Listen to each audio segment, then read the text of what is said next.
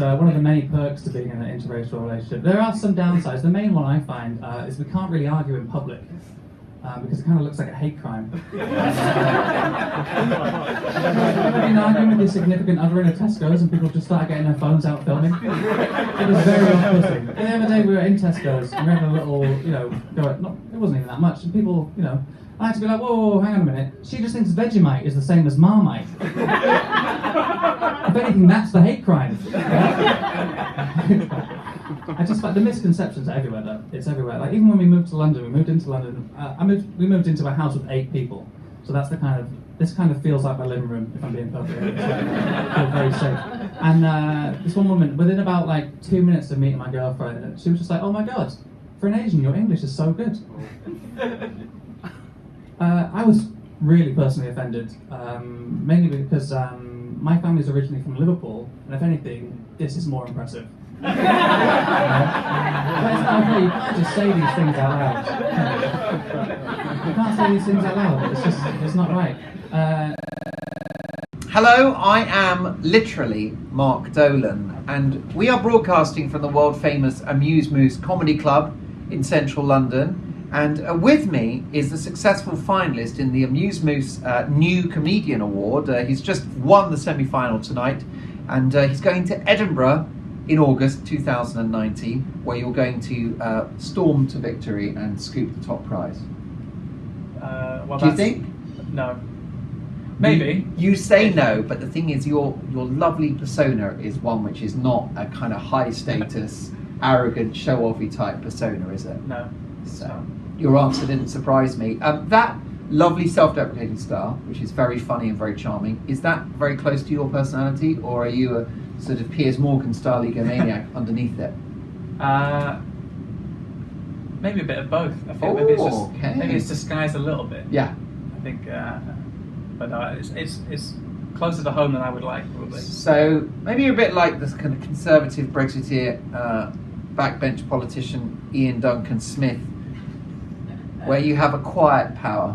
Yeah, that's what I aspire to be. But you're not necessarily politically to the right in the way that Ian is. It's hard to tell, isn't it? And you're not a former, quite ill-fated leader of the Conservative Party for about, I think, 7 months or something.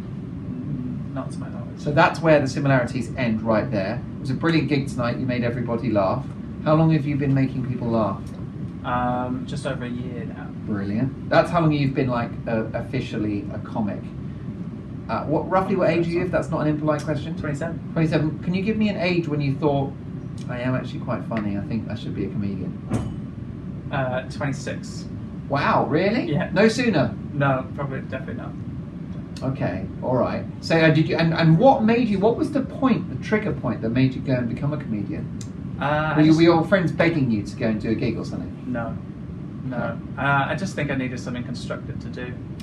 It's really interesting. I talked to a lot of comics who see sort of stand up. It's almost like the non-physical version of joining like a boxing club or something. Yeah. Do you know what I mean? I just like that there's no pressure on you. It's only what you do. It's all in your hands.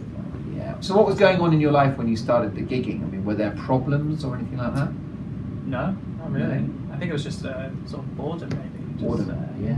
I've heard that before from others about just like shake it up a little bit. Yeah. Do something exciting. I think when you move to London as well, you kind of want to be a part of something. Yeah. And there's no one to say no to stand-up comedy. And how hard have you found it to sort of enter that world of stand-up comedy?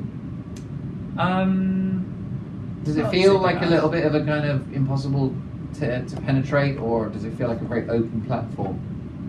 I think short term it feels very open, but long term it's best not to think about. What he means is it's really easy to get shit gigs. Yes. Yeah. But anything paying or a gig that just is well organised, a bit more of a challenge. Very much so, yeah. Well, you're on your way. You're going to the final at the festival this year.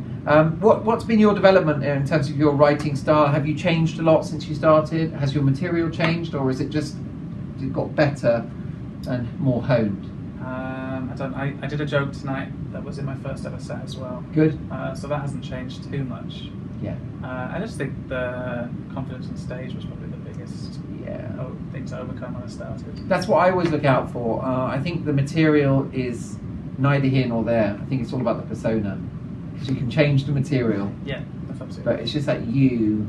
And Woody Allen talks about that. He talks about the material trap, where comedians think if I write the funniest possible jokes and just say them out loud. Yeah.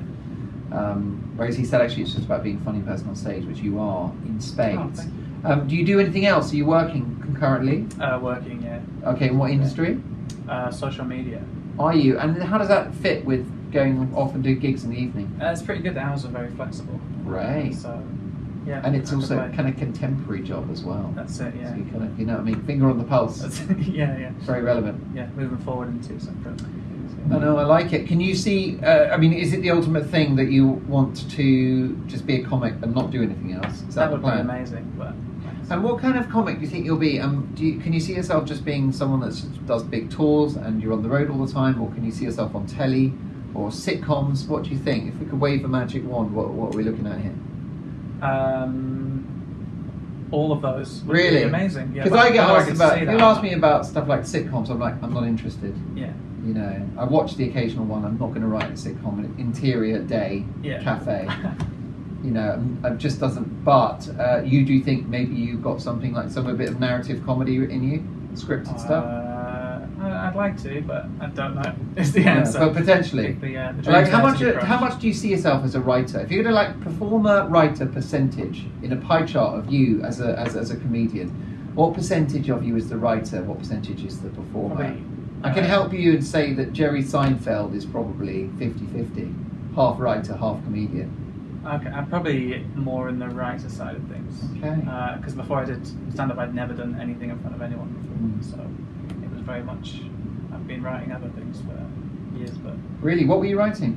Oh, just in the anticipation that I might one day be brave enough to do this. It was just Really? like, So you've sort of been quietly honing that set for many years. yeah. Well, only since most of it's about my girlfriend, so. Yeah. It's, only since that. So where are you from? Gloucester originally. Gloucester. Tell me about Gloucester. What kind of county is it? Do we like it? Is it quite agricultural? Yeah, it's very agricultural. Is a lot of cheese, a lot of cows. cheese is good, isn't it? Cheese is very good, yeah. Do you like a soft cheese or a hard? What's your view on that whole thing? Very much a hard cheese man. Oh really? Yeah. Where do you go? Sort of cheddar situation. Love the cheddar. Red Leicester. People quite quick to throw away a cheddar. That's like the basic, but can't go wrong with cheddar. No, it's sort of like what we do best, isn't it? It is. I think, you know, as we navigate our departure from the European Union, it's time to get behind things like cheddar cheese. Cheddar cheese. Would you put pickle on it, or would you have it straight? No pickle. Really? Yeah, no. Why Just is that? give it to me straight. If it's got good enough, Yeah. I will. Now that you put it like that, it's kind of. All right, so Gloucester, and what town in Gloucester? Gloucester. Sorry, that's really embarrassing. So you're from Gloucestershire. Yep. Is the county. And Gloucester, and is it like quite a big city or something, Gloucester? No, not really at all. No. Have you got like? Is there a flagship Zara that's like 3 floors with like Zara kids, menswear and everything?